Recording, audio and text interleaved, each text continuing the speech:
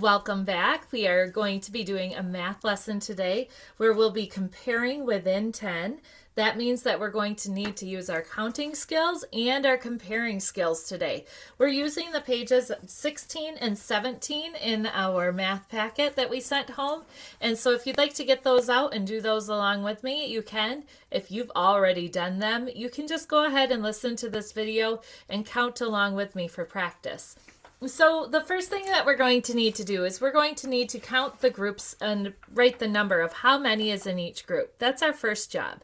When you count these groups, I'd like you to challenge yourself to actually subitize these groups. Now, we use that word in class, but I'll remind you what it means. When you subitize something, you can look at that set of objects and you can figure out how many there are without counting like we have been. 1, 2, 3, 4, 5, 6. And you say, Mrs. Parmenter, that's how you count. That's how you're supposed to do it. Well, there's another way. I could look at those and I could say, oh, there's a group of 3 here and a group of 3 here.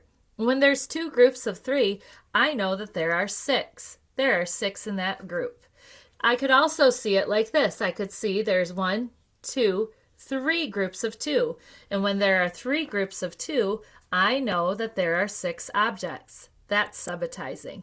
If that seems a little too challenging for you today, I'm going to show you how to do it on a couple of the sets of objects. But I'd like you to go back to counting with one-to-one correspondence. That's when we touch each object. That way you can be really, really good at that skill. The way you get better at subitizing is you look for those groups that you already know how many there are, and you practice that and so that you can see them quickly. All right, let's begin. So we already used this as an example. We have 6 objects in our first group. So I'm going to write the number 6. Actually, it's a magnet, so you need to write the number 6 where we slide around all the way back with that big fat belly. Okay, now let's go on to our next set of objects.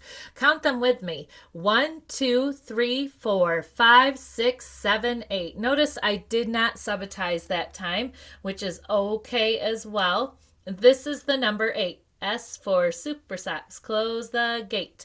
That's how we make the number 8. Now, we are not done with this problem yet. We have one more job. We need to compare those numbers.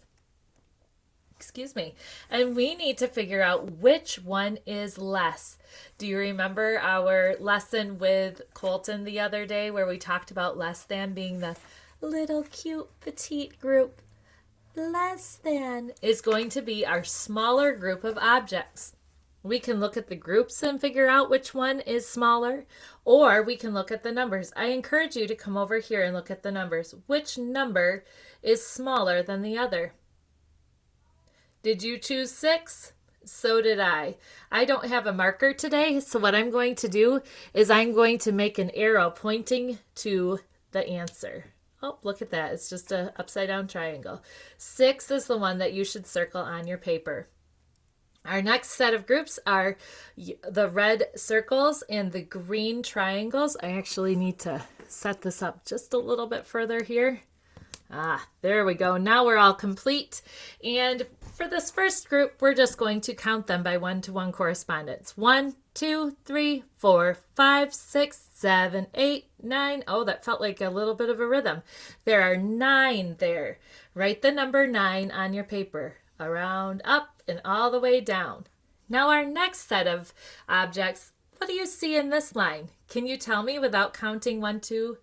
Yeah, there's 3. How many in this line? 1.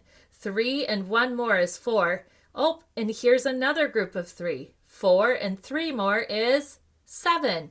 1, 2, 3, 4, 5, 6, 7. Let's go ahead and write 7 on our paper. Slide across and down from heaven. That's how you make your number 7. Now we've counted our groups. It's time to figure out which one is less than. Do you already know?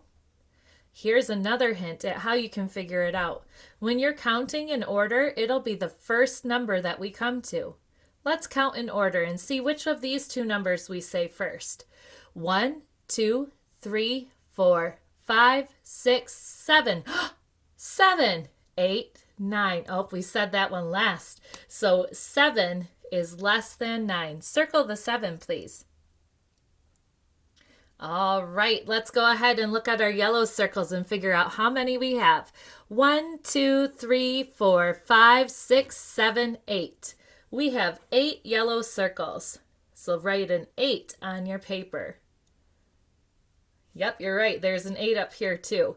All right, now let's look at these squares. They look very familiar to me. Almost like they could be a part of a 10 frame. Well, let me count this first row. 1, 2, 3, 4, 5. There are 5 in the top row, just like in a 10 frame. And there are the same number down here. I know that 5 and 5 is 10. Did you know that too? When you figure it out like that in your head, that is a part of subitizing. Way to challenge yourself. So now we need to write the number 10. A 1 and a 0. Close to each other, but not touching. Now we've counted our groups. Our last job is to figure out which one of these groups is less than the other. Can you tell by just looking? Let's look at these numbers. Remember the strategy that we used here? Tell me, which one of these numbers is less than the other? You're right. It's the number 8. Notice how my marker got a little bit different there. Anyways, you would need to circle the number 8 on your paper. Now you'll notice that we only did the problems from page 16. That's because I would like you to try page 17 all by yourself. Have an adult check your work, of course, but I would really like you to be challenging yourself. Can you try to subitize some of those objects that you are counting?